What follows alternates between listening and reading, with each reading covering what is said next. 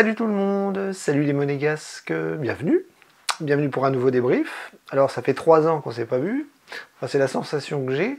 À chaque fois qu'il y a une trêve internationale, reprendre les matchs, reprendre les débriefs, c'est une tannée parce qu'on a l'impression que ça fait une éternité. Et à chaque fois je me dis, j'espère que pour les joueurs c'est pas la même chose parce que enchaîner les matchs avec son pays et avec son club, j'ai toujours l'impression que c'est compliqué. Alors oui, c'est compliqué parce qu'il y a des joueurs qui partent aux 4 coins de la planète, et Monaco n'est pas épargné avec plus de 20 joueurs qui sont partis jouer aux 4 coins du monde, et notamment Vanderson, Minamino, qui sont rentrés quand même vachement tard.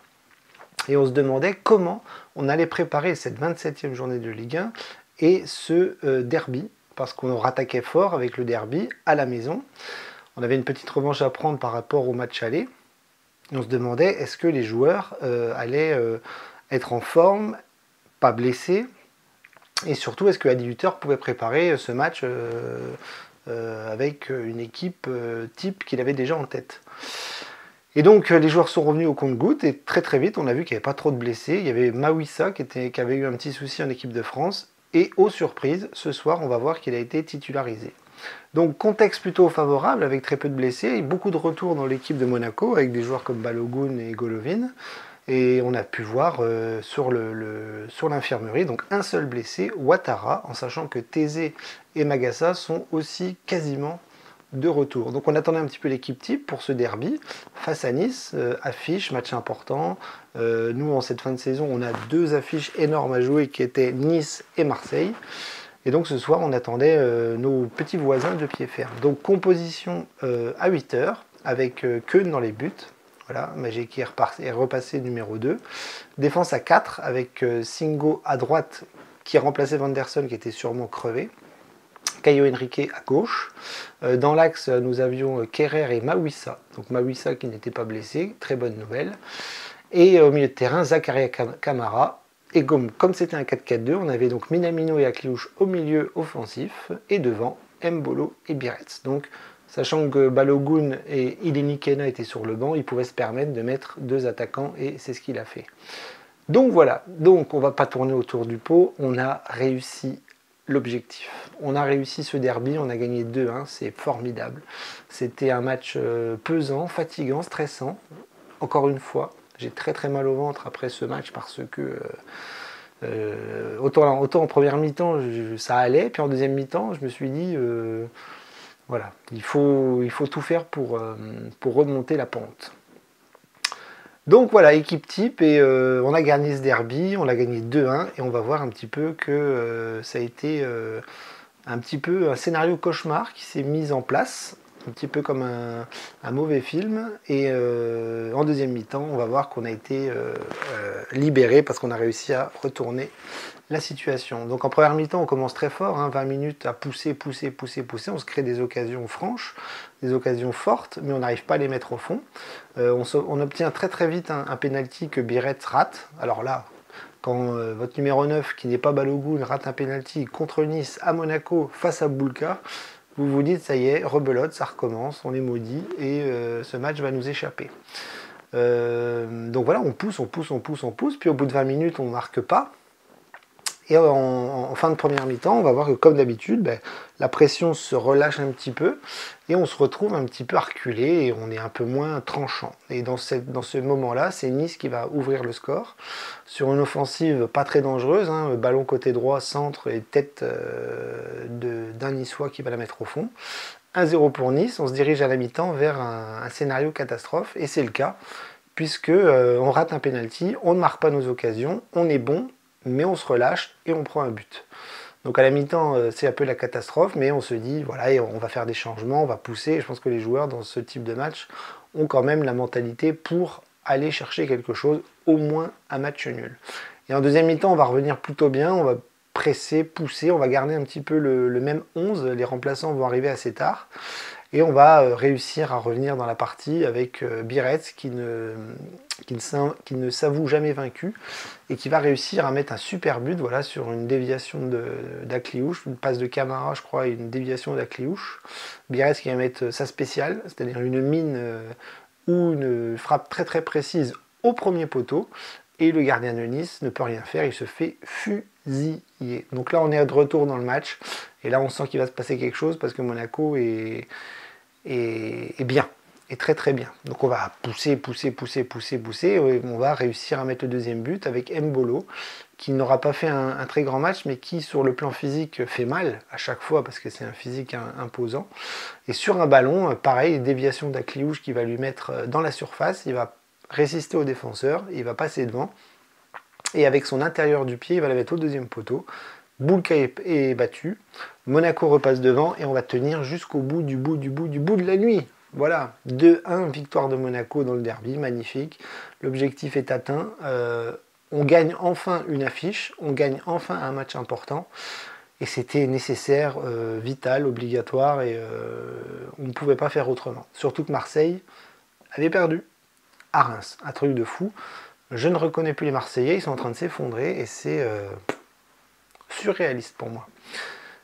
On les joue dans 2 semaines. Donc voilà, donc très content, très heureux, on a fait ce qu'il fallait.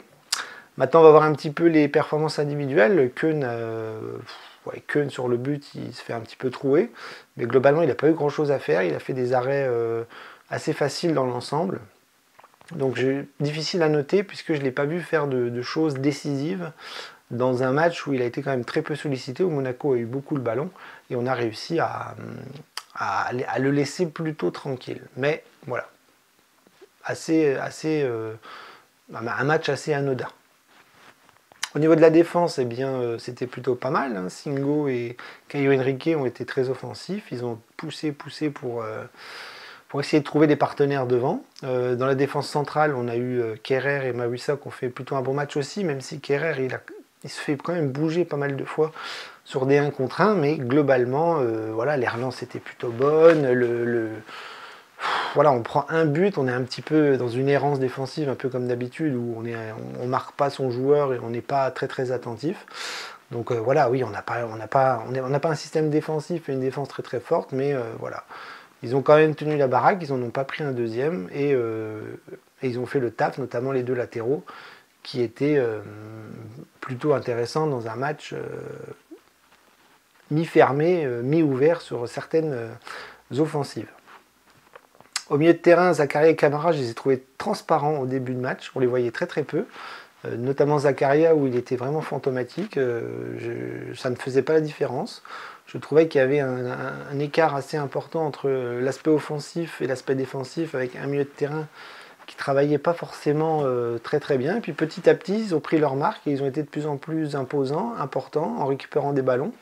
Camara a tiré beaucoup de coups de pied arrêtés et on a réussi à faire la différence en seconde mi-temps avec un milieu de terrain beaucoup plus présent et beaucoup plus impactant, j'ai envie de dire. Voilà, donc une première mi-temps moyenne et une deuxième mi-temps des milieux de terrain beaucoup plus costauds. Les 2 milieux offensifs, Akliouche et Minamino, ont fait un bon match. J'ai trouvé Minamino, alors lui, pour le coup, il devait être fatigué avec son voyage en Asie. Je l'ai trouvé très très bien physiquement. Il était partout, agressif. Il a touché la barre en première mi-temps. Il était plutôt bien, j'ai trouvé, dans l'attitude et sur le plan physique. Donc ça, c'était intéressant. Et Akliouche qui a fait encore un match magnifique avec des passes décisives, avec des récupérations de balles. Il a été monstrueux. Encore une fois, pour moi, c'est quasiment l'homme du match. Devant, Mbolo et Biretz, eh bien, buteurs, l'un et l'autre, avec une première mi-temps où ils avaient du mal à se trouver, et en deuxième mi-temps, ça a été beaucoup mieux, et ils ont trouvé les espaces, ils ont créé les espaces, et ils ont été très très forts, et ce que je retiens, c'est Biretz qui rate un penalty qui, normalement, devrait avoir la tête sous l'eau et le moral dans les chaussettes, mais lui, il a un caractère, il a une force, il a une envie de gagner, il a surtout une précision face au but qui est monstrueuse, et il l'a montré en deuxième mi-temps avec un magnifique but au premier poteau, et Mbolo qui lui aura marqué à sa façon au physique. Voilà, les remplaçants très très intéressants de revoir Golovin, Balogun qui a fait une bonne rentrée. Balogun, je pense que ça y est, il est guéri, il est bien, il est très très bien. Il a marqué avec les jeunes, et là ce soir je trouve qu'il a fait une rentrée imposante, importante, impactante. Et sinon, au niveau des autres remplaçants, on a vu Al-Mousrati qui est rentré aussi, on a vu Diatta qui est rentré. Mais moi, je retiens une bonne entrée de Balogun. Donc voilà, tout ça pour dire que les joueurs de Monaco ont fait le travail. Ils ont fait ce que les supporters attendaient dans un stade Louis II très très très niçois. Et ça, c'est encore mieux, c'est encore plus jouissif. Et je suis très heureux, voilà, très très heureux de voir que Monaco, dans ce sprint final, réussit ses derniers gros objectifs. Maintenant, le prochain, ce sera Marseille. Mais avant Marseille, on a Brest. Et la semaine prochaine, on va à Brest. J'ai l'impression que les matchs à Brest, c'est toujours difficile. Il y a des bons joueurs à Brest et il va falloir faire comme ce soir. Être fort, costaud, présent, mentalement très très fort. Et puis être décisif voilà, devant. À l'image de Biretz.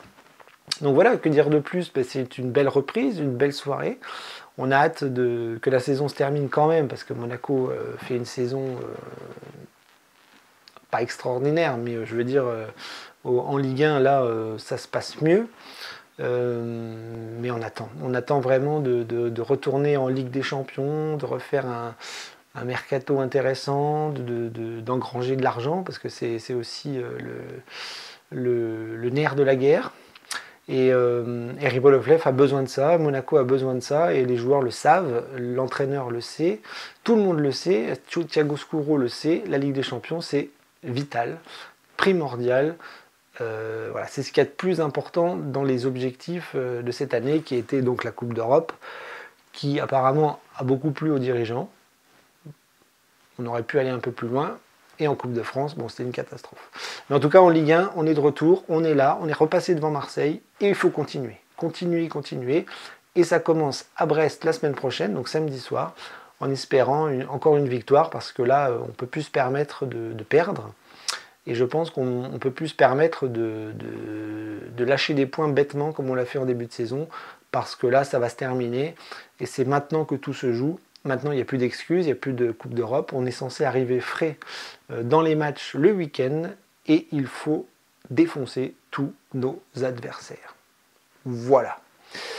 Donc je vous laisse là-dessus, profitez bien parce que c'est une belle soirée et regardez le classement dimanche, lundi, mardi, mercredi, jeudi, vendredi et samedi. Allez, daguez mon égout les copains et on se retrouve samedi.